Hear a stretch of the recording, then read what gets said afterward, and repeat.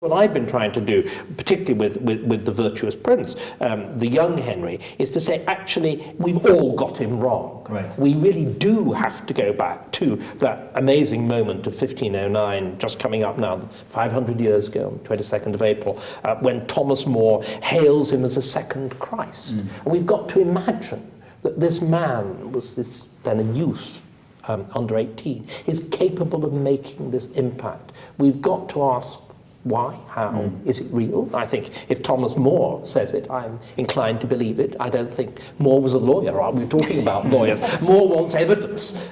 More is the hardest-nosed man, I think, in England. Not in the least likely to succumb to enthusiasm or whatever. So if he says Henry's pretty impressive, Henry is pretty impressive. And then, of course, the biography becomes so much more interesting. What goes wrong? Whereas the traditional views of Henry, of course, are entirely loaded to the end.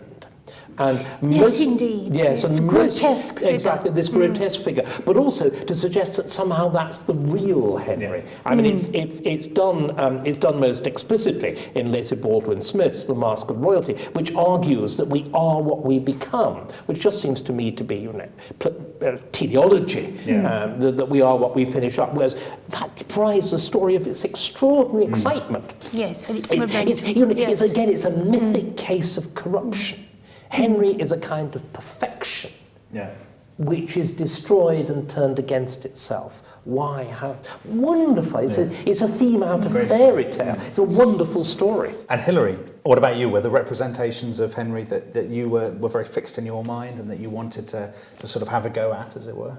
Of course, Robert Bolton around 4 seasons. This is my bête noire. Well, of course, because you're more. It would be unlikely to be played by Paul Schofield. Absolutely, yes, yes. Maybe from beyond the grave. I think, the Robert Bolt story has had its way for too long and been enormously influential. And of course, it's a brilliant stage play. Makes its case wonderfully.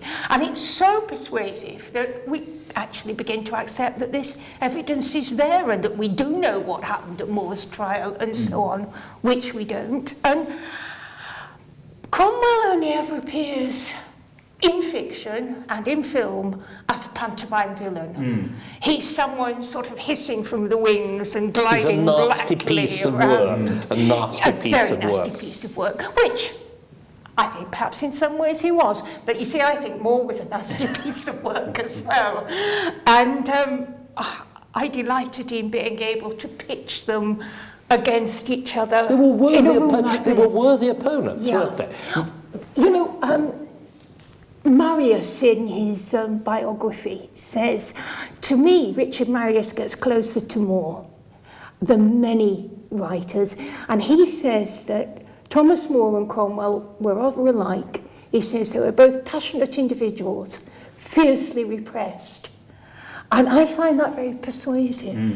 And I've tried to capture some of that in the closing stages of my book, when they are head-to-head in a room very like this.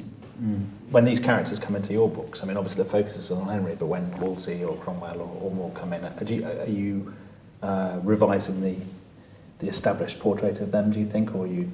Well, the only one of them. Well, I brought More in, but More only as a young man, and Wolsey is at the end, and I think that is beginning to be a revision. I mean, this is Wolsey the dancer.